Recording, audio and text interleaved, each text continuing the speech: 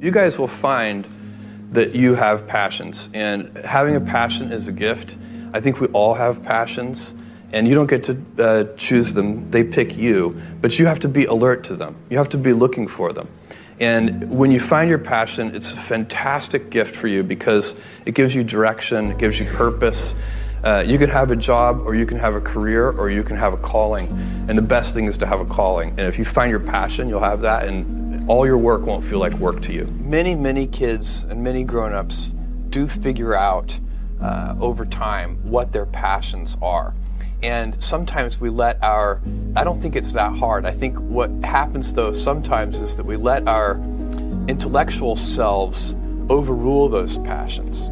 And so that's what needs to be guarded against. My job, one of my jobs as the leader of Amazon, is to encourage people to be bold. And people love to focus on things that aren't yet working. And that's good, it's human nature. That kind of divine discontent can be very helpful.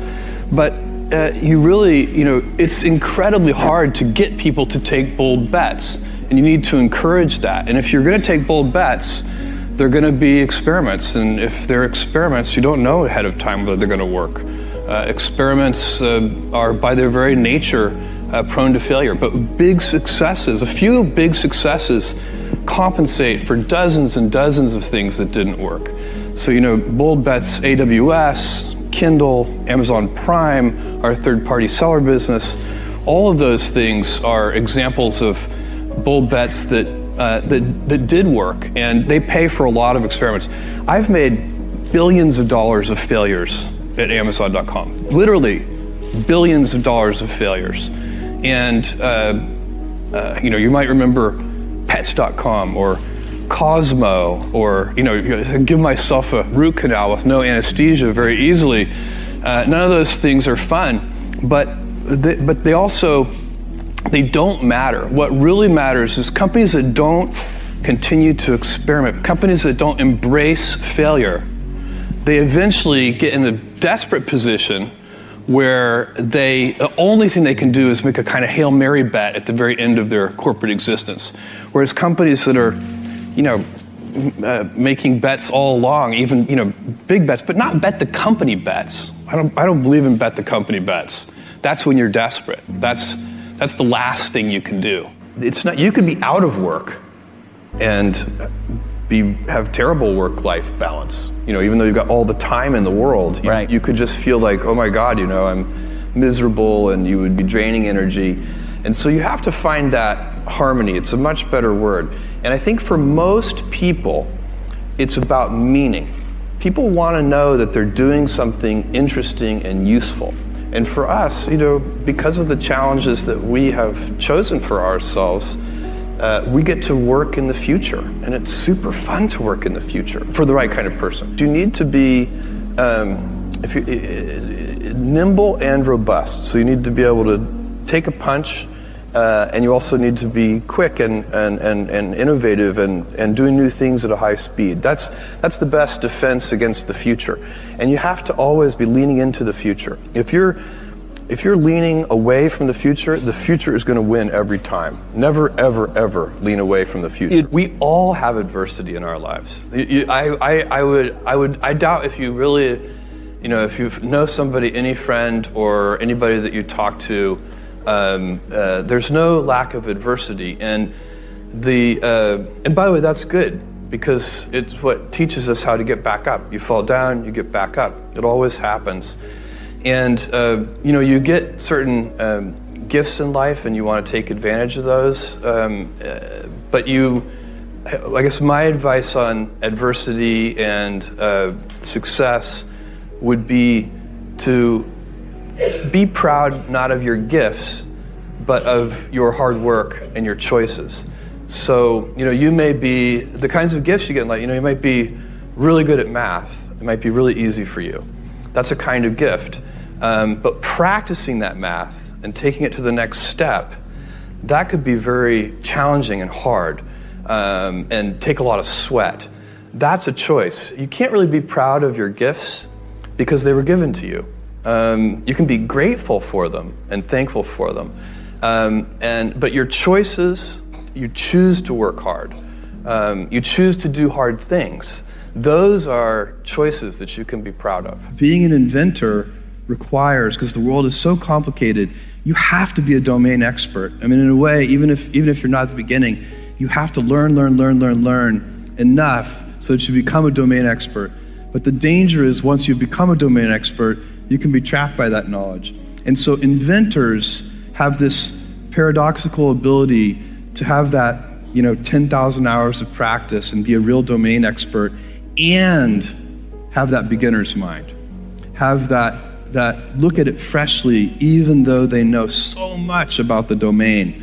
And that's the key to inventing. You have to have both. And I think that is intentional. I think all of us have that inside of us, and we can all do it, but you have to be intentional about it. You have to say, yeah, I am going to become an expert, and I'm going to keep my beginner's mind. You can't skip steps. You have to put one foot in front of the other. Things take time. There are no shortcuts, and but you want to do those steps with passion and ferocity. It's easy to have ideas. It's very hard to turn an idea into a successful product. There are a lot of steps in between, and it takes persistence, relentlessness. So I always tell people who think they want to be entrepreneurs, you need a combination of stubborn relentlessness and flexibility. And you have to know when to be which. And basically you need to be stubborn on your vision, because otherwise it'll be too easy to give up. But you need to be very flexible on the details, because as you go along pursuing your vision, you'll find that some of your preconceptions were wrong, and you're going to need to be able to change those things. So I think taking an idea successfully all the way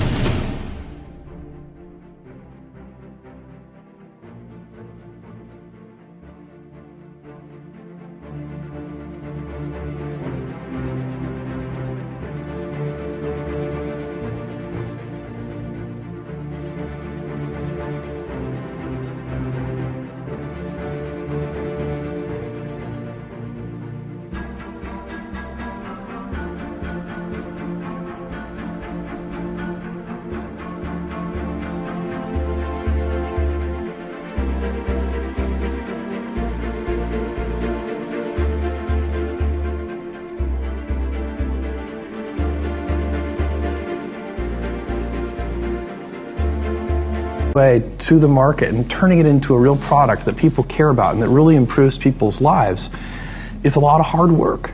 Don't try to chase what is kind of the hot passion of the day.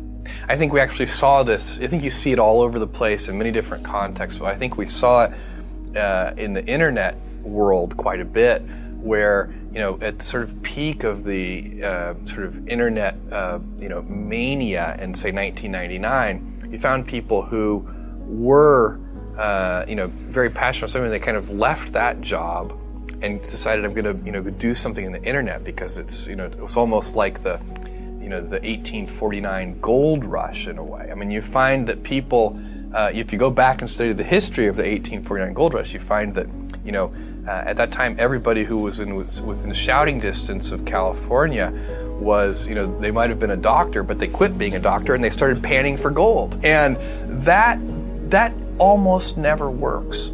And even if it does work, according to some metric, financial success or whatever it might be, I suspect it leaves you ultimately unsatisfied. So you really need to be very clear with yourself. And I think one of the best ways to do that is this notion of projecting yourself forward to age 80, looking back on your life and trying to make sure you've minimized the number of regrets you have. That works for career decisions. It works for family decisions. Do you want? I have a 14-month-old son, and it's very easy for me to, if I think about myself when I'm 80, I know I want to watch that little guy grow up. And so I don't want to be 80 and think, shoot, I missed that whole thing and I don't have the kind of relationship with my son that I wished I had, and so on and so on. So if you think about that, so I guess another thing that I would recommend to people is that they always take a long